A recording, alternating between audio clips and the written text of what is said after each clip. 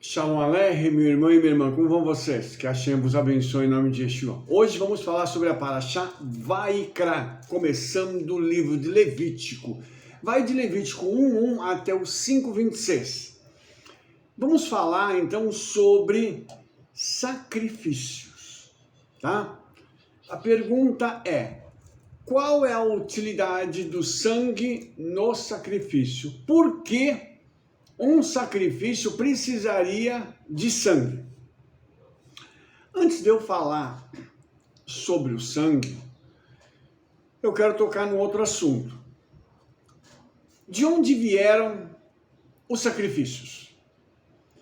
Obviamente, eu preciso compreender esse tipo de situação, porque Moshe, aqui no livro de Levítico, vai normatizar algo que, obviamente, eles já conheciam, eles já sabiam sobre os sacrifícios. Agora Moshe vai colocar uma ordem, uma norma, para poder regularizar isso, para que cada sacrifício seja feito de acordo com a necessidade, ok? Mas para que isso possa acontecer, eu tenho que entender o seguinte: quem foi que iniciou esse processo? É uma boa pergunta, né? A tradição judaica nos informa que 7 pessoas ofereceram korbanot, ou seja, sacrifícios, tá? Eu vou citar 7 pessoas e depois eu vou citar a origem disso e o motivo, ok? Para depois nós podermos desenvolver o nosso raciocínio no que diz respeito à questão da utilidade do sangue no sacrifício. A primeira pessoa que ofereceu um sacrifício, tá, foi Adão, tá?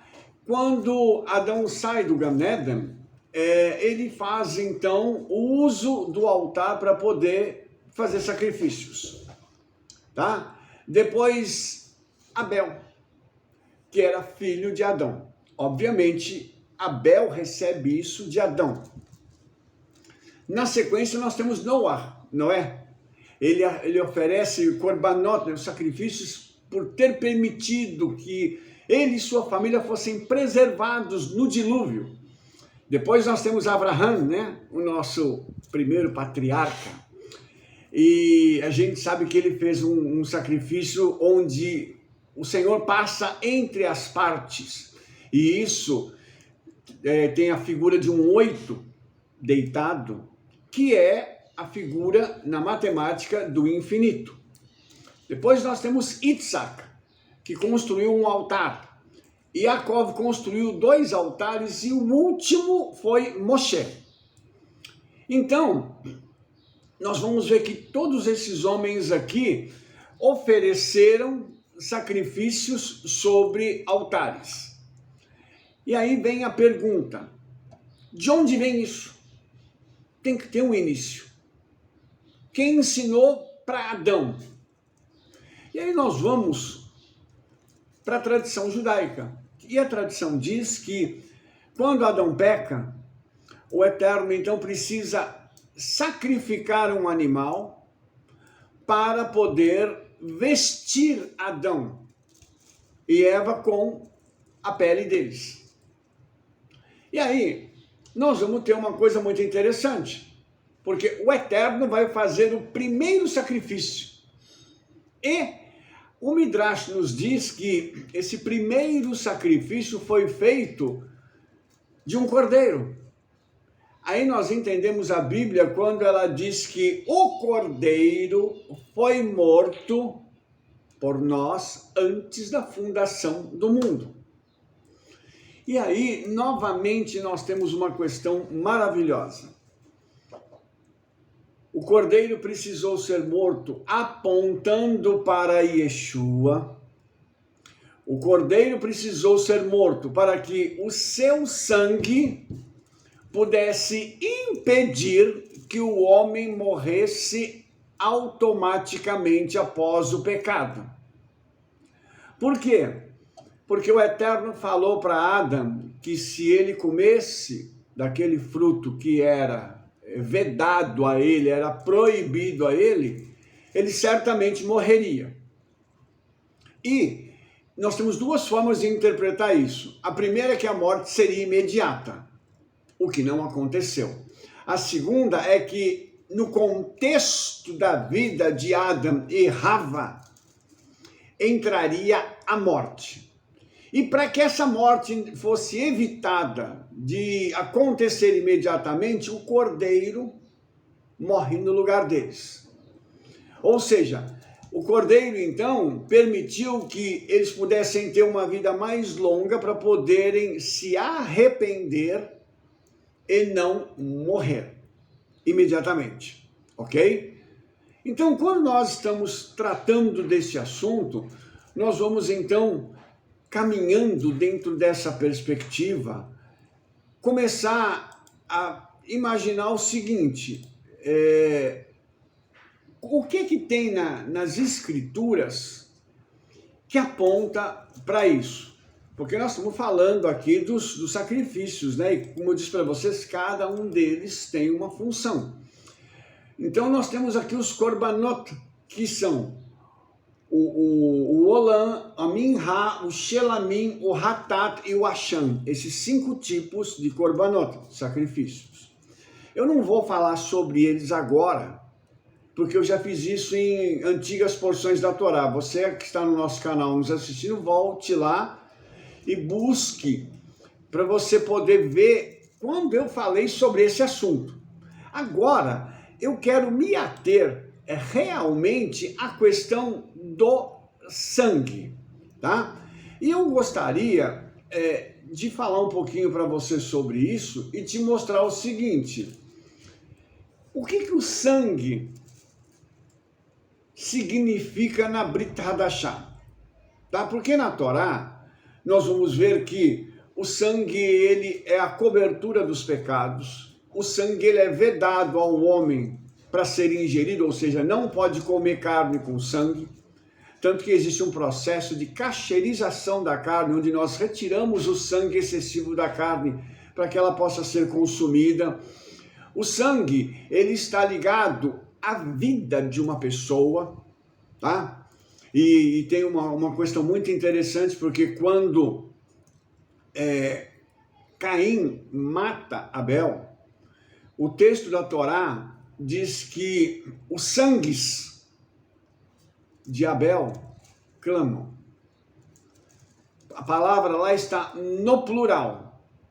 E aí o sangue tem um significado muito interessante, porque ali não fala só da vida de Abel, mas dos seus descendentes. Ou seja, o sangue, ele carrega uma cadeia de descendência, onde está implícito nele, está gravado nesse sangue, aquilo que é pertinente à vida daquela pessoa. Então nós vamos entender aqui num primeiro momento o seguinte: quando Adão peca, o que acontece com ele? E com Rava, obviamente. Eu estou falando de Adão porque nós estamos falando daquele que recebeu a ordem para não comer do fruto. Quando os dois pecam, o que acontece? Há uma quebra no fator imortalidade. Na minha opinião, houve uma transformação no homem, porque quando arranca dele, o pecado arranca dele a imortalidade, então já há uma mudança no sangue do homem, porque ele tinha um DNA eterno, um DNA que não permitiria a ele, se continuasse obediente, obviamente, não permitiria a ele morrer. Ok? Então, dada essa questão, o pecado, ele fez o quê? Ele era algo espiritual e que causa uma quebra no mundo físico, na fisicalidade do homem, tornando-o agora mortal. Ok? Eu estou caminhando devagar para você entender, porque eu quero mostrar algumas coisas para você aqui. Então, quando a gente vai, por exemplo, falar de dam, que é a palavra sangue em hebraico, nós vamos ver que essa palavra ela tem várias injunções na sua raiz. porque ela está ligada a uma série de coisas que eu quero te mostrar aqui e mostrar para você o que é a relação do sangue com a imortalidade e agora com a mortalidade e como isso foi revertido, tá? E quando essa reversão será plena. Então nós vamos caminhar aqui numa série de coisas que eu preciso te mostrar agora, tá?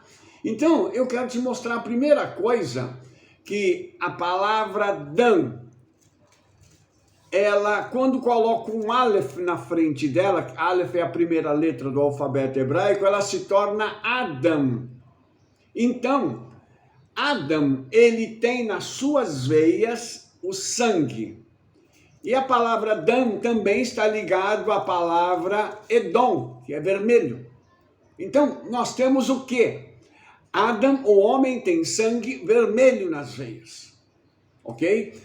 Aí nós vamos perceber uma outra coisa. Uma das raízes dessa palavra é a palavra demamá, que é um substantivo feminino. Ele fala de alguém que foi silenciado. Veja bem isso aqui. O que o pecado fez com o homem? Ele corta os laços de comunhão direta que o homem tinha com o Hashem, com o Eterno, silenciando o homem assim.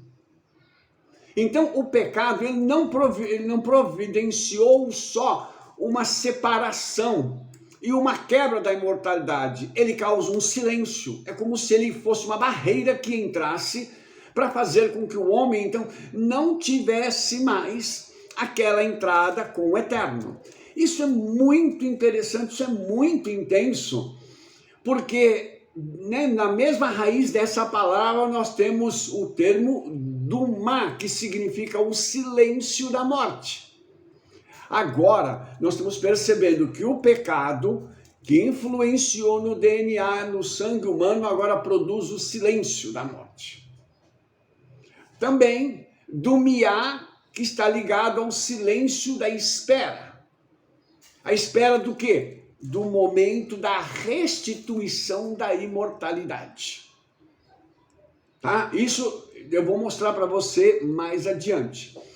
Aí nós temos Dumã, que significa o silêncio da inércia ou a inatividade. Então você vai perceber o que o pecado causou. Toda essa raiz aqui que eu acabei de mostrar para você é uma raiz que tem uma conotação muito negativa. E por que essa raiz está tendo essa atuação tão grande na vida do homem? Por causa do pecado. Então você vai perceber que o pecado ele interferiu no sangue.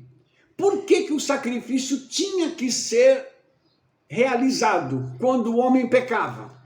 Para que o sangue inocente, sem essas características de pecado, pudesse cobrir o homem. Então, quando um animal morria em favor do pecador, o Eterno olhava para aquela pessoa e via o sangue inocente do animal, ou seja, aquela pessoa merecia ser perdoada, porque quando ela levava o animal até a presença do sacerdote, ela já estava arrependida. Então você vai perceber agora que nós temos vários problemas aqui ligados um com o outro por causa do pecado. Não, se o homem não pecasse, não haveria necessidade do sacrifício no que diz respeito ao arrependimento e ao perdão dos pecados, porque o homem não teria que se arrepender, porque se ele não fez nada de errado. O homem não teria a necessidade de fazer uma série de coisas e nem de temer a morte, como hoje muitos temem. Então todas essas características elas estão ligadas ao sangue e ao sacrifício. E olha só que coisa interessante, ainda dentro do verbo adamá, né? Desse substantivo que fala sobre o vermelho, nós temos aí também uma outra palavra que é demut, que significa semelhança. Nós somos criados à imagem e semelhança do Eterno. É claro nós sabemos que quem nos criou foi Yeshua. Então nós fomos criados como seres imortais em Adão e Eva. Então nós carregávamos essa semelhança da imortalidade, que foi perdida com o pecado. Meu Pai, tudo isso nós entendemos que teve um reflexo, que teve algo que aconteceu no corpo físico do homem, para que o homem agora se tornasse esse ser que ele é. Você imagina que Adão e Rava, eles não sabiam o que era dor, cansaço, não sabiam o que era problema, não tinham dor de cabeça com nada, tudo estava à disposição deles, porque o Eterno era aquele que provinha tudo a eles. Então você entende a necessidade que tem-se de restaurar isso, porque o pecado quebrou tudo isso e inseriu no dia a dia do homem essa cadeia de situações que nós chamamos de problemas. E isso traz um desconforto muito grande para o homem. Mas vamos continuar, tá?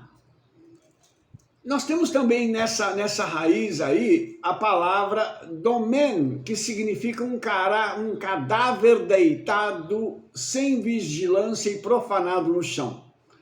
Puxa vida! Nós estamos falando agora de alguém que morreu e um corpo que foi deixado de qualquer forma no chão. Isso para o judaísmo é algo terrível, porque o corpo ele carrega a santidade do Eterno, ele carrega centelhas celestiais. Então o corpo ele precisa ser tratado de forma digna. E essa palavra domen, ela fala desse abandono do corpo, consequência também do pecado. Então você vai perceber tudo isso sendo produzido pelo pecado, tá? Aí nós, na continuidade disso, tá? Nós temos a palavra Adamá, que significa solo vermelho, da onde eu já falei da questão do vermelho, né? Da conexão com o sangue vermelho. E aí, irmãos, nós temos Adão, né? Que é o nome que foi dado a Adão, né? Essa palavra foi tida como o nome do primeiro homem. E isso aqui é uma coisa também muito legal, porque ligado a tudo isso, a esse vermelho, nós temos dentro dessa raiz o termo Odem, que é uma gema, uma pedra preciosa avermelhada, provavelmente, possivelmente um quartzo. E aí, nós temos também uma outra coisa aqui que é interessantíssima, porque quando Yaakov estava preparando um guisado vermelho, por conta da morte do seu avô, ele estava preparando aquela comida, porque é uma comida para os enlutados. E aquela comida era uma lentilha vermelha. Quando o seu irmão chega da caçada, quer dizer, ele não se importava com a dor que a família estava sentindo. Esaú, para ele, nada importava. Ele, desesperadamente, ele chega para o irmão e diz assim, eu quero essa comida, porque senão eu vou morrer. E a gente sabe que não morre assim, não, né?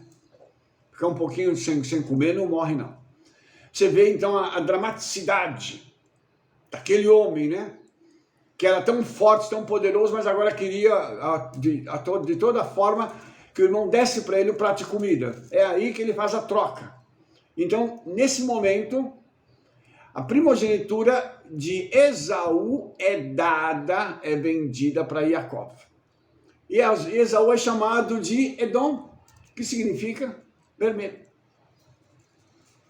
Então você vai perceber que a lentilha vermelha, ela está ligada à morte, ok? E você vai perceber que depois que ele come isso, a vida dele, de Esaú, despenca. E ele já fazia as coisas erradas, agora ele faz mais ainda, ele vai perder a bênção também. Então você percebe que a morte aqui, ela tem várias facetas. Várias coisas que o pecado vai fazendo com que isso seja incrementado e seja aumentado cada vez mais. E você vai perceber junto comigo que como o sangue, ele é importante nesse processo. Porque o sangue, ele tem a propriedade de remir o pecado. Porque sem derramamento de sangue não há remissão de pecado. Então ele vai fazer o quê? Com Yeshua, ele não cobre, ele perdoa. Porque pressupõe-se que quem vai se achegar a Yeshua vai se achegar com uma kavaná, com uma intenção de coração correta, para pedir perdão pelo seu pecado, com arrependimento profundo. Lembrando que com Yeshua nós temos um elemento que é, digamos assim, intensificador dessa situação para se saber que tipo de pessoa e que tipo de intenção há na aproximação dela com Yeshua.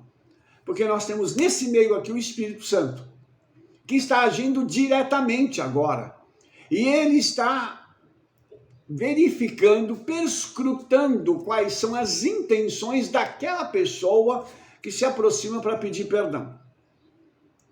Aqui não tem mais aquela questão do esconde-esconde. Já na Torá não tinha, aqui ficou pior com Yeshua. Agora a pessoa, quando ela se achega, ela tem que ter uma intenção correta. Porque se ela não tiver essa intenção correta, ela não vai alcançar o perdão. Não vai adiantar a pessoa chegar e dizer assim, ai Senhor, porque eu estou arrependido e tal. E lá no fundo dela, ela está fazendo um teatro. Ela está perdendo só o seu tempo. Porque o Senhor conhece a profundidade desse arrependimento. Aí, irmãos, nós vamos começar a entender isso e vamos começar a ver isso de uma outra forma, porque eu quero mostrar agora alguns textos aqui da Brit Hadashah para você poder entender o que o sangue significa nesse contexto aqui, entendeu? Então, olha só, nós entendemos uma coisa muito interessante aqui em Mateus 23, tá? Yeshua falando com os escribas e com os fariseus, porque eles adornavam o sepulcro dos profetas, eles iam lá, cuidavam do sepulcro dos justos, e eles diziam o seguinte, se nós vivêssemos daqueles dias, nós nunca haveríamos sido companheiros com eles para matar os profetas. E eles falam aqui, eles usam a expressão do sangue dos profetas. Só que como Yeshua, olha como é que é, Yeshua conhece isso, tá? Yeshua sabe que era mentira o que eles estavam dizendo.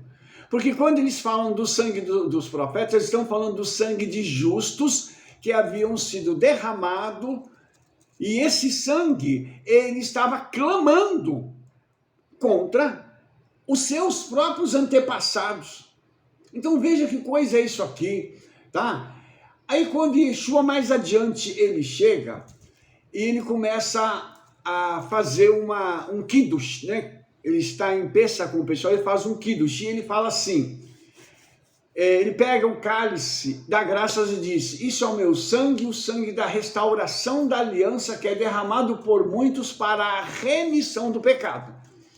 Yeshua então faz agora uma associação do vinho com o sangue, mostrando essa semelhança na cor entre os dois, e Yeshua faz um paralelo, mostrando o seguinte, que assim como o sangue tem uma aliança, o vinho traz consigo uma outra aliança, e essa aliança agora ele conecta com ele. Ele diz que assim como ele está tomando o vinho, o seu sangue será derramado como uma aliança de restauração.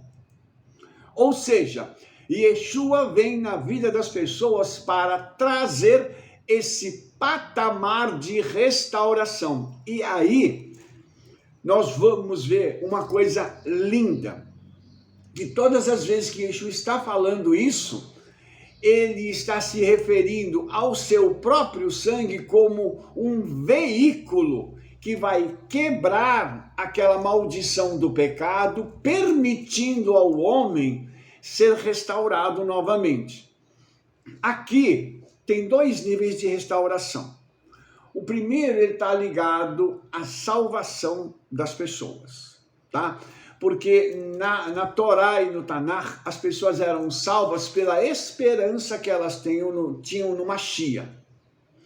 Quando Yeshua vem, agora, é necessário que a salvação passe por Yeshua. Então é necessário que o sangue de Yeshua possa trazer essa restauração e quebrar o poder do pecado lá de Adão na vida da pessoa nos nossos dias, para que essa pessoa possa então escapar da condenação eterna. E aí nós temos aqui alguns outros textos que eu quero mostrar para vocês, porque é muito interessante a gente entender isso. Por que o sangue de Yeshua é tão importante para trazer salvação? Porque ele morreu como um inocente, ele não pecou. Rabino, se ele não pecou, então o DNA dele era diferente do nosso? A resposta é sim, porque Yeshua, ele nasceu imortal e ele se permitiu morrer. Porque na realidade, Yeshua não poderia ser morto. Os irmãos entenderam isso? Ele tinha o DNA da imortalidade. O DNA dele era diferente do nosso. Rabino, de onde é que o senhor tirou isso? O nosso DNA vem da fusão do sêmen com o óvulo. Dois seres pecadores que se unam e emergirá dessa união uma terceira pessoa. Até aqui tudo bem. E aí nós temos uma outra coisa interessante. Como é que Yeshua nasceu? Quem é que fecundou Miriam na hora para que Yeshua pudesse entrar no ventre de Miriam? Quem fez a fecundação? Quem fez a parte masculina? Foi o Ruach HaKodesh, ou o Espírito Santo. Então não houve intervenção humana do homem, nesse caso.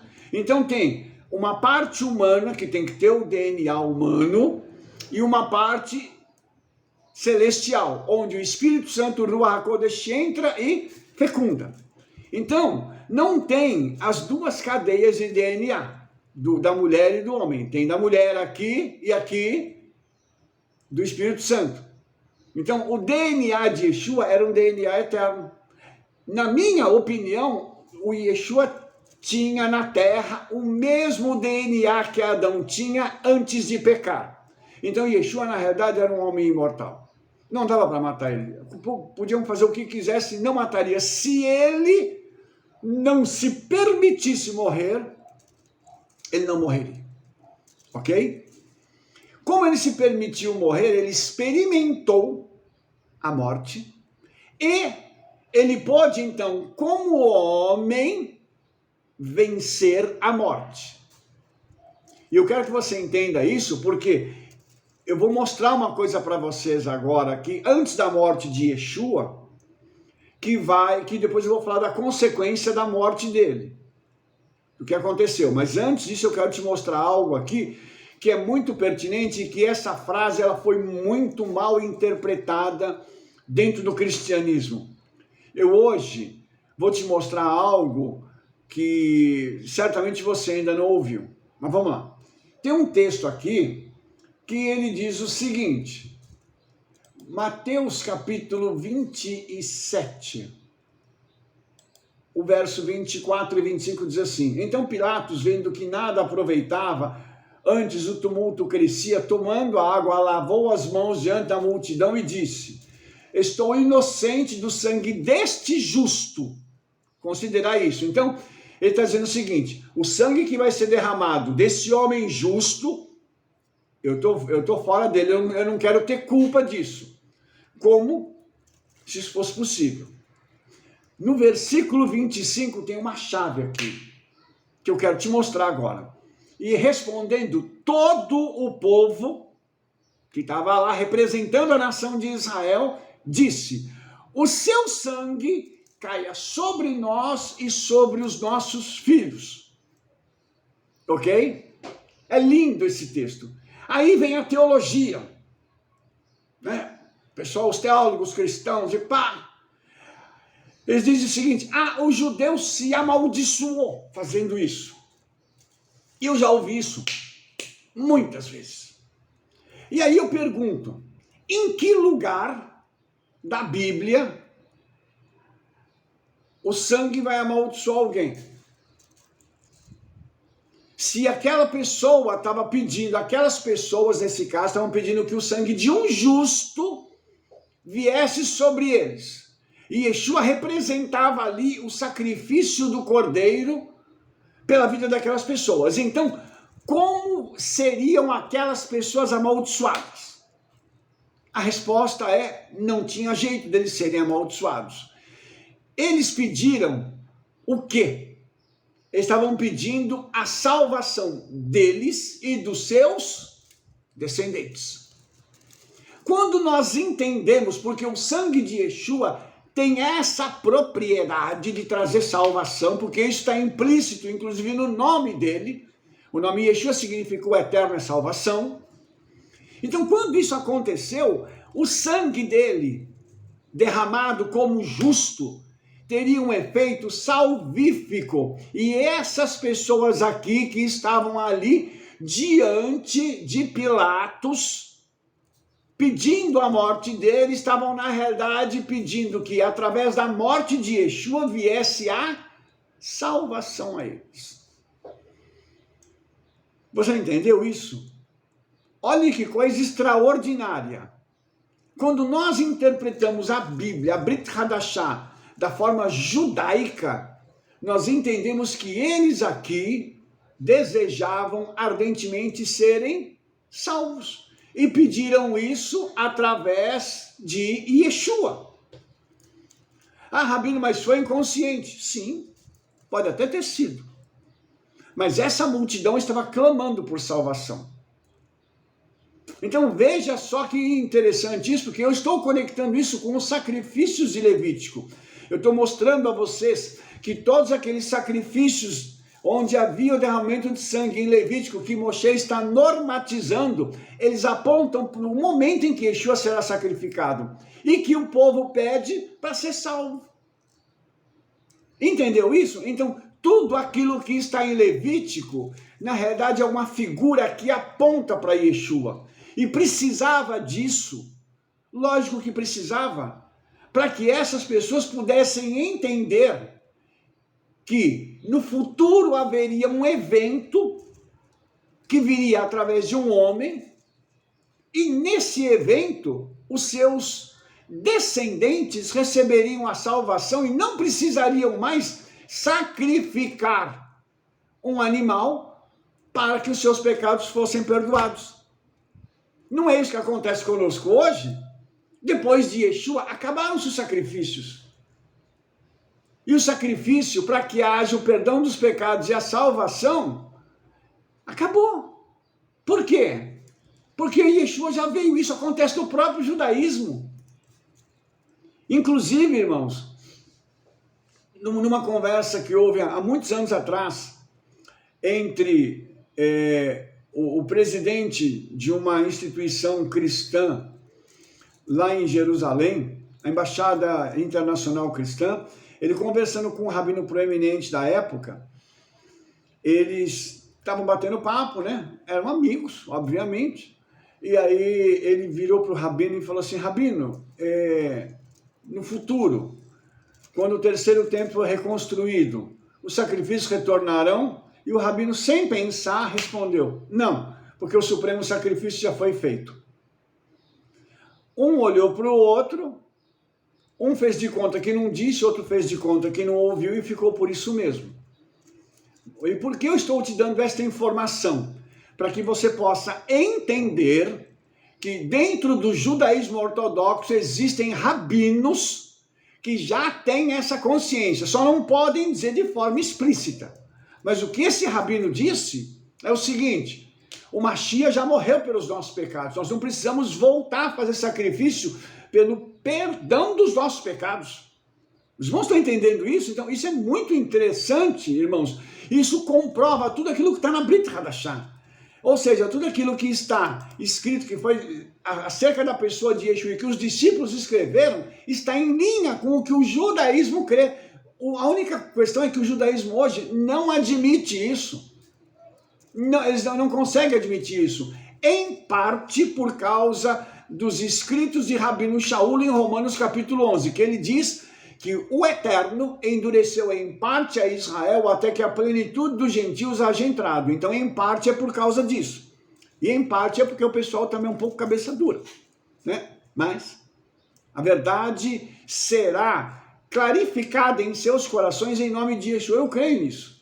Eu creio nisso. Deixa eu só mostrar um outro versículo para vocês aqui, que eu acho muito importante, tá? Porque quando Yeshua fala, por exemplo, do Kiddush, que nós chamamos de ceia, tá? Aquele momento é o momento em que ele está dizendo o seguinte: eu estou reconectando vocês comigo, eu estou aqui refazendo uma aliança com vocês, confirmando uma aliança com vocês, para que vocês permaneçam conectados comigo, tá? Para vocês não se perderem. Então, quando, por exemplo, Yeshua diz assim em João 6,56, quem come a minha carne e bebe meu sangue permanece em mim e eu nele. Ele estava falando do quê? Do pão e do cálice. Ele não estava falando de comer a carne física, até porque Yeshua não está aqui.